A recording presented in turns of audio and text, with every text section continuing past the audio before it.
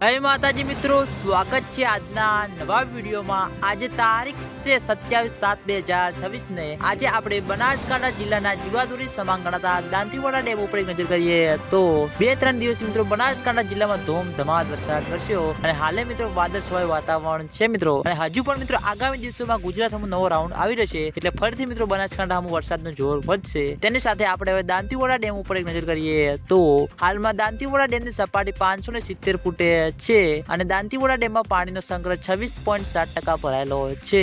દાંતીવાડા ડેમની ભયાનક સપાટી 604 ફૂટ છે।